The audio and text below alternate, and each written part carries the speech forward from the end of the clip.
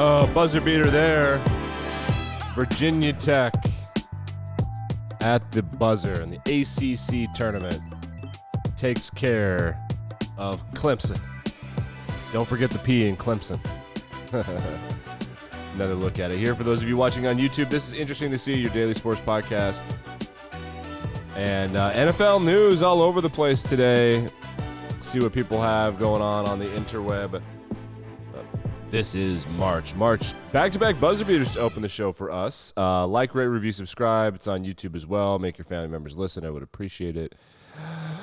Okay, so what happened yesterday? Well, yesterday we found out that Carson Wentz, the Colts hate him a lot more than they originally let on. They traded him to the Washington Commanders, which is so funny. You know what's really upsetting about America is that it's so much more difficult to say Commanders than it was the racial slur that they used to be called. Everyone likes that one, but they don't like Commanders. It's really interesting.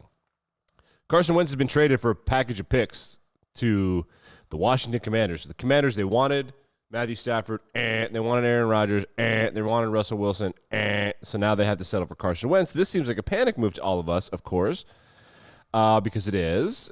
And so what the hell is going to happen with this? Okay, so this is what we're going to get. It's on YouTube. This is per Shefty. The Colts are going to get a 2022 third-round pick, a 2023 third-round pick. So it's 2 third-round picks for Wentz, one of which can become a second-round pick if Carson Wentz plays 70% of plays, and a 2022 second-round pick in exchange for a 2022 second-round pick and Carson Wentz. So they flopped second-rounders,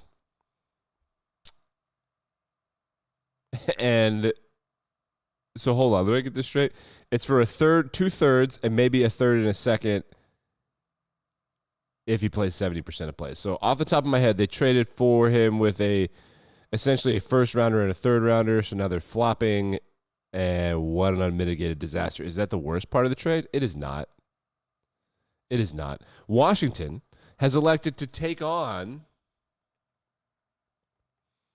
the $28 million due to Carson Wentz this year, including a $5 million roster bonus. So the Colts wiped their hands of him. So this is not just a trade for Carson Wentz. The Colts, everybody agrees. This is the commander saying, hey, you kind of suck, dude.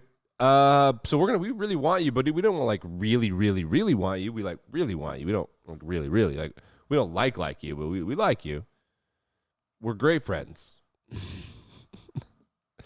How embarrassing. Former second overall pick. So to be clear, the top 2 picks in the 2016 NFL draft, Jared Goff and Carson Wentz. More rumors about Goff yesterday. Is one of the better options still available. Also rumors about Derek Carr and Jimmy Garoppolo heating up. This Carson Wentz news is just hilarious. Let's take a quick look back at some of his greatest hits. This one's a really good one. That stint with the Titans early in the season. Watch this pick. And he's in the goal line, and he's in the end zone, and he just flops it to a D tackle. Wait, a linebacker? Great. Let's watch this one. That's not the one. So here he is going in to score on the 10-yard line, and he just pitches it. Just pitches it right to a guy. Let's do it one more time. You can watch it on YouTube one more time. He's at his own 10-yard, or no, he's at the opponent's 10-yard line. He scrambles, and there's a guy wide open in the end zone. He tries to shovel it to him. He gets tackled and just essentially hands it off to a defensive tackle. Let's look how wide open this guy is. And so instead of taking his time, he was tucking the ball, preparing to run it. So he tried to shovel it, but you can't shovel over this guy. There's a reason you throw overhanded. Look at how wide open this situation is. Is that Mo Alley Cox? I don't know. It doesn't matter. Yikes, Carson. So that was a big NFL news yesterday. I had some other NFL news drop toward the end of the day. This is great. We could lead with this typically. Jerry Jones has been sued in civil court by a 25-year-old woman alleging that he is her father. In the suit, the woman's mother it has been reported that the woman's mother had been receiving a settlement from Jerry Jones in exchange for keeping it quiet, but the woman is suing now. I don't understand the terms of the lawsuit, but apparently, if that checks out, that means Jerry admitted that he is the father of this woman. This is Pro Football Talk. So it's Alexandra Davis. She seeks a finding that she's not legally bound to the agreement if she were to attempt to prove that Jones is her father. So this is, quote, she also wants a declaration from the court that the settlement agreement should be unenforceable under Texas law. So she should get money, but also not have to deny that she is a Jones. This is some This is some Succession shit, man. Crazy. Man, Jerry Jones' legacy. This is after the cheerleading scandal. I thought that when I saw 25-year-old sues Jerry Jones, I thought for sure this was a more cheerleading scandal news, but that's not the case. Wow, Jerry. So we'll see how that plays out. The last couple of years of his life are going to be intense, huh? Troy Aikman reported that Fox never offered him any money to stay. So his contract was up. We know he's going to be on the move, Amazon, ESPN, whatever. And we're like, well, keep Joe Buck and Troy Aikman together. Quote, it is a strange set of circumstances that led me to where I am now, not to be back at Fox. And I never would have envisioned that 6 months ago, and it's so strange. When negotiations couldn't reach what I felt like was a fair value, I was able to negotiate an opt-out after 6 months, which allowed me to become a free agent. Then Fox News never jumped into the game. They never made an offer. Crazy. I can't believe that. That's unbelievable to me. That's for Pro Football Talk. He said that on 1310, The Ticket in Dallas, Sports Talk Radio, which is crazy. That's wild to me. They never even tried? Why wouldn't you try? He's really great at it. Freezing cold take of the day. This is from Dan Clark Sports. Good morning. The MLB lockout will end today. Apparently it was close, but then it wasn't, so they canceled more games. They officially canceled. So they threatened to cancel. They cancel, but they didn't cancel. But then yesterday they canceled the first games. So there will not be a 162-game season. Allegedly, reportedly from these reporters that are being jerked around by players and the MLB. Reportedly yesterday they may have been able to save the season, but they didn't. They almost did, but they didn't. Almost, but they didn't. So that's where the MLB lockout is at right now. And I found this really interesting thing from the Los Angeles Times that I was going to do this on Sunday. This is kind of older news, but I think that like right now might be a good time to get into it. Because why the hell not? I mean, like baseball, there's so much stuff happened over the weekend, over the last couple of weeks, that it just was not a good time to talk about it. But the LA Times did a survey of its readers regarding the MLB lockout. And what they found was that people don't give a fuck about the MLB lockout. Like fans. Fans don't give a fuck about who's doing what and the players doing what and like whose fault it is, like what the issues are. And everybody remembers when the first lockout happened in the 90s when there was a strike. Everyone will tell you it was the biggest story in sports. Well, it was the biggest story in sports because the baseball beat writers were the most powerful people on the sports desk, and that was back in a time when newspapers had subscriptions and they made a lot of money, and so you could have multiple people on a sports desk, and the baseball guy was always the one that had the most fun. That's because you just work in the summer, and in the winter you just enjoy your life. And so they were able to shove it in our face. Also, there's no other sports going on in the summer. So then when there was a strike, they were able to just cover it and cover it and cover it.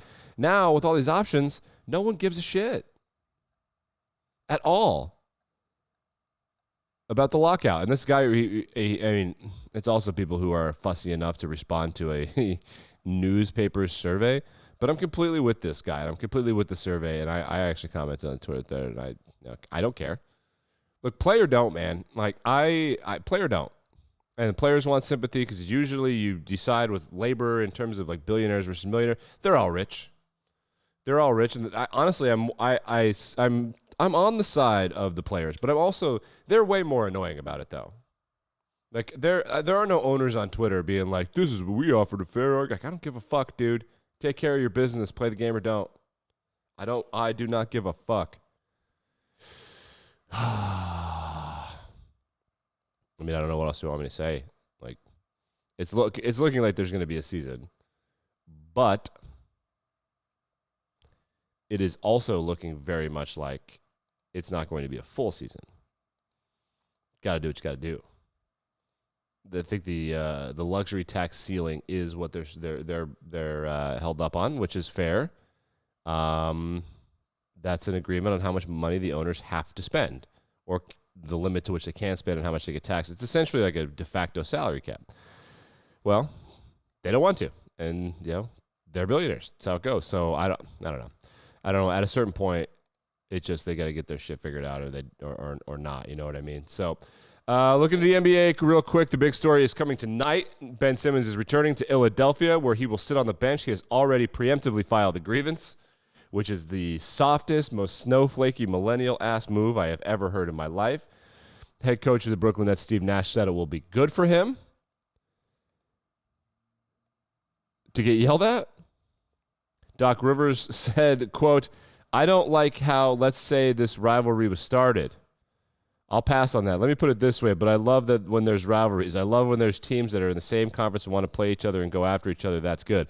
The league is in a great place right now. It really is. And he was asked about Ben Simmons, and he's like, the league, Adam Silver, which means like, fuck Ben Simmons. I have a question that I didn't think to answer. Can you watch this game on national TV? Let's find out. It's on TNT. Good. I'm sure. I bet that it wasn't on TNT, but now it is. Maybe it was. Who knows? Last night in the NHL, a couple games, just two. Oilers beat the Caps. Canucks beat the Canadians, which are just two different ways to say Canadian. That's funny. NHL trade deadline rumors are swirling. Marc-Andre Fleury to the Capitals. People like that idea. A couple days ago, we missed this, but again, stuff happens. Let's take a look at Alexander Ovechkin, who became tied for the third most goals in NHL history against the Calgary Flames. It was an empty netter for Ovie. Alex Ovechkin on the way. He scores. Alex Ovechkin has tied Jaromir Jagr. Crazy. Yep, you can just feel that. What a pass by Tom I want to see how they Wilson celebrate. off the half wall, and the Caps fans know this is history in the making here for the grade 8. I love that they're not. Actually, I never watched this video. Goals, third all time. He's tied it up. I knew that it happened, but I didn't watch it. And I gotta say, I kind of like that there's not a big hubbubaloo about this, that he tied Jagr. I think in the past, this kind of thing has gotten kind of, there's a standing ovation and whatnot, but I like that there wasn't everybody coming off the bench. I think they did that for his 700th, but it's just business as usual. It's got 100 more or so to go. To get to Gretzky, 2 or 3 years, he's going to get there, guys. He's going to be the greatest goal scorer of all time as a statistical fact. It's going to be crazy. Good for him. Big fan of him. Let's get you out of here on this. College baseball has started. Most of the big schools are not playing anybody yet. Alcorn State versus Ole Miss. This is in the bottom of the second inning. The left-handed pitcher is out of the stretch. There's a man on first. 1-0 count. Alcorn State.